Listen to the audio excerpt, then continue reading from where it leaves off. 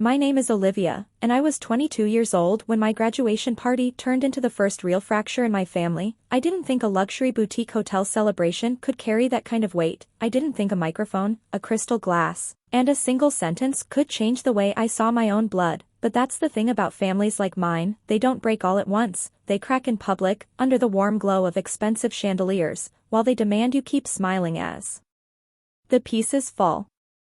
Have you ever felt like the invisible one in your own family? Let me know your story down in the comments.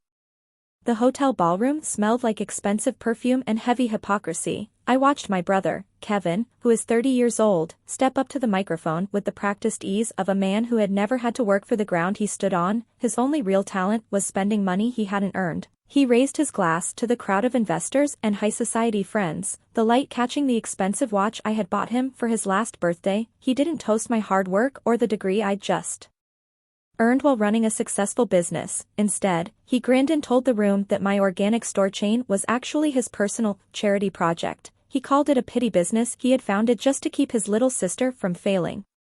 The air in the room seemed to thin. I felt the heat rising in my neck, but I didn't let it reach my face. I looked over at my parents, Sarah and John, expecting a look of defense or at least a shared sense of embarrassment. Instead, they were beaming. My mother adjusted her pearls, smiling at the investors as if Kevin had just said something profound. My father leaned in, his hand gripping my shoulder just a little too hard. He whispered for me to just play along. He told me we had to keep the family's upper-class image intact, and that correcting Kevin now would be bad for business.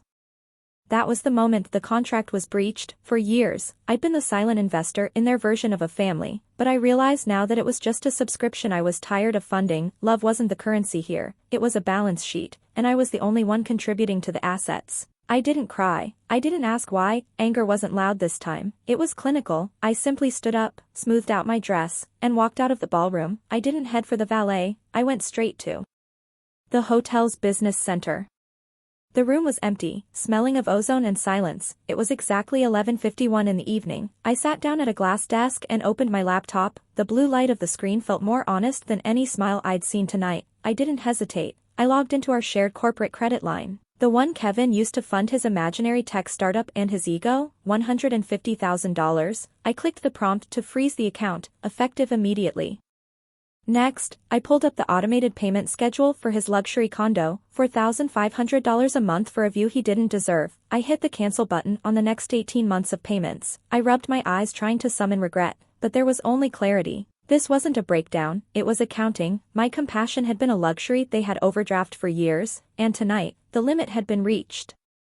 By 12:03 in the morning, the retaliation was complete. I had pulled the pins from the scaffolding they used to look down on me. As I walked out into the cool night air, my phone began to vibrate in my clutch. It was Kevin. I didn't answer a single call. I went to my car, leaving the gala and the lies behind me. Inside the quiet of my sedan, my laptop glowed with a different kind of sunrise, the kind made of facts, numbers, and quiet retribution.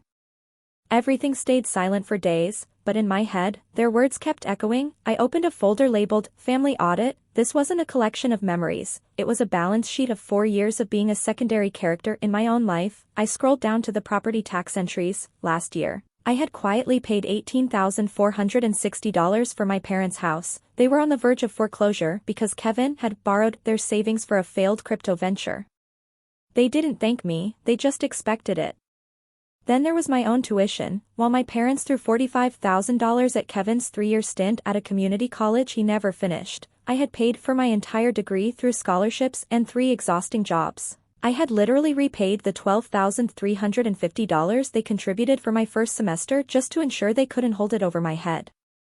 I stared at a cracked photo frame sitting on the corner of my desk. It was a picture of Kevin and me when I was 13. He had smashed it against the floor because I had been named valedictorian of my middle school class. My father hadn't punished him. He had told me to apologize to Kevin for bruising his ego. With my success, that was the first time I felt the cold realization that my achievements were merely footnotes in the story of Kevin's life.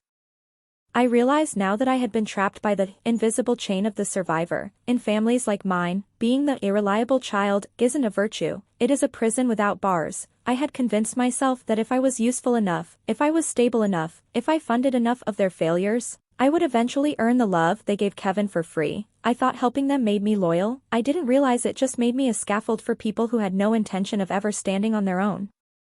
My mother always called my silence peace, she called my financial bailing out family duty, but the truth was far more clinical. I had been the silent investor in a business that was perpetually bankrupt, their version of a family. My compassion was a resource they had overdrafted for 18 months. Every dollar I sent was a brick in a wall they were building to keep me out. I looked at the total amount I had spent propping up Kevin's lifestyle and my parents' vanity over the last 2 years. It was nearly $85,000, that wasn't just money, it was the nights I spent awake calculating interest while they were at dinner laughing about my petty business. I closed the spreadsheet, the audit was closed. The silence did not last, the counterattack arrived as a phone call from my mother. Sarah did not start with an apology, she launched straight into a script she had been perfecting for 30 years, her voice was a high-pitched frequency of practiced disappointment. She told me I was being cruel. She said I was punishing the whole family over a simple misunderstanding. She demanded that I unfreeze the $150,000 credit line immediately because Kevin was counting on it for his future. I sat there, listening to the static of her indignation. She did not care about the $18,460 I had paid to save their own house from foreclosure. She only saw the corporate limit that was now out of her favorite son's reach. I realized then that my mother was not a parent. She was the PR manager for a bankrupt brand, our family name. I did not argue. I simply told her that if she wanted to fund Kevin's high society fantasies, she was welcome to use her own retirement fund. Then, I hung up. The second wave hit my social media feed shortly after. Kevin had decided to take his performance to a larger stage. He posted a long, rambling sob story on Facebook. He used words like betrayal and abandonment. He painted a picture of a struggling entrepreneur who had been kicked to the curb by a cold-hearted sister. He portrayed himself as a man just trying to survive, while I was a selfish businesswoman who forgot where she came from. He conveniently omitted the $4,500 monthly mortgage payments I had been making for his luxury condo. He even managed to imply that my own success was something he had mentored me through, doubling down on the lie that I was the black sheep who had turned parasitic. The comment section became a tribunal of relatives and old neighbors who loved the drama more than the facts. People I had not spoken to in years were chiming in, calling me a selfish, and saying that money changes people. One and I barely remembered commented that she always knew Olivia was the difficult one. I scrolled through the notifications with a strange detachment. They were not shocked by what Kevin had done at the gala, they were shocked that I had stopped playing along. My silence was not weakness. It was the calm before a very professional, very legal storm. I made one call. I called Grace. She had been my friend since my first year of university, and now she was a partner at one of the most aggressive law firms in the city. I didn't ask for a favor, I asked for an audit. We met in an office that smelled like old leather and expensive stationery. I handed over my laptop and every financial record I had archived. I told her I wasn't looking for an apology anymore. I was looking for restitution. Grace looked at the numbers with the eyes of a shark. She spent 48 hours digging through the layers of Kevin's tech startup. She was pulling bank records and loan applications he thought were buried. She called me back into her office with a grim face. She slid a single document across the mahogany desk. It was an application for a private high-interest loan for $200,000. I recognized my business name at the top. I recognized my warehouse address listed as collateral, but what stopped my heart was the signature at the bottom. It was mine, or rather, it was a near-perfect imitation of mine.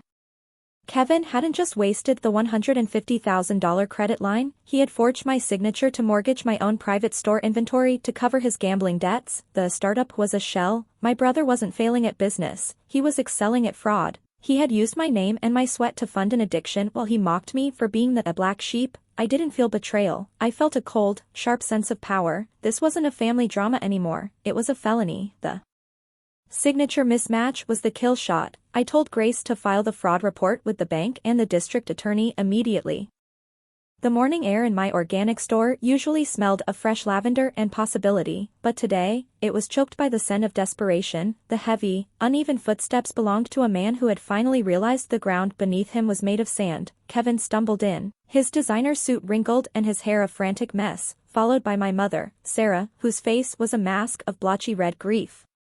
Kevin looked at me with naked, trembling fear. He begged me to withdraw the fraud report. He told me that if the district attorney moved forward with the forgery charges, he would lose everything, his reputation, his future, his freedom. My mother grabbed my hands, her voice a shrill whisper. She told me that family doesn't send family to prison. She said Kevin had just made a financial mistake.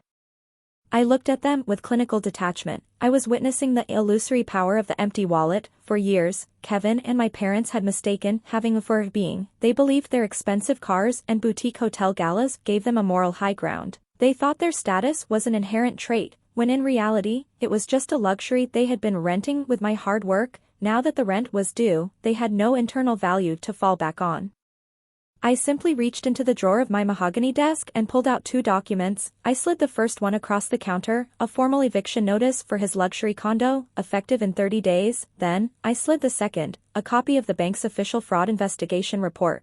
I looked my brother in the eye. I told him that at the gala, he had called my success his charity project. I told him that I was finally taking his advice. I was stopping the charity. I said, "You wanted to show the world who I really am, Kevin. Now, the district attorney is going to show the world who you really are."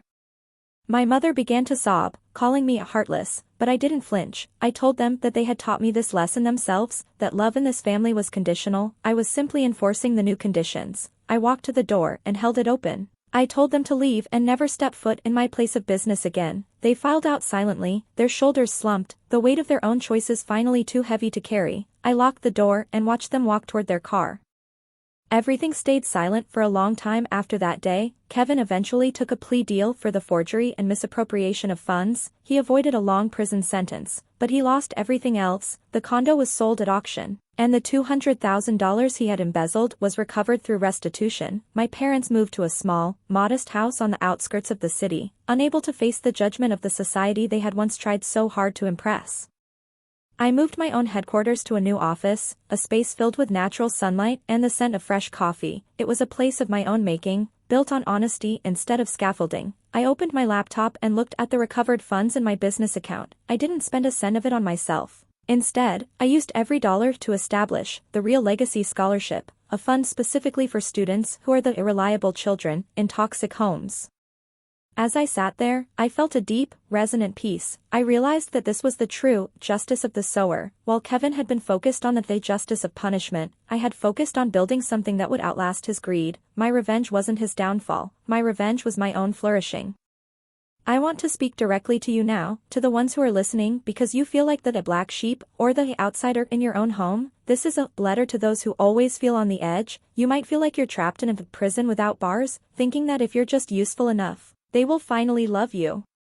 But listen to me, the people who benefit from your silence will always call you loud when you finally speak the truth. You do not owe your life to a debt you didn't sign for. It is not a cruel to set a boundary, it is an act of survival. You are allowed to stop being the scaffolding for people who refuse to stand. You are allowed to take your bricks and build a house for yourself. I opened my old family spreadsheet, stared at Kevin's name for a final second, and then I hit delete. That night, for the first time in 22 years, I slept until the sun was high in the sky. There was no guilt, there was no noise, there was only the quiet, beautiful reality of a life that was finally mine.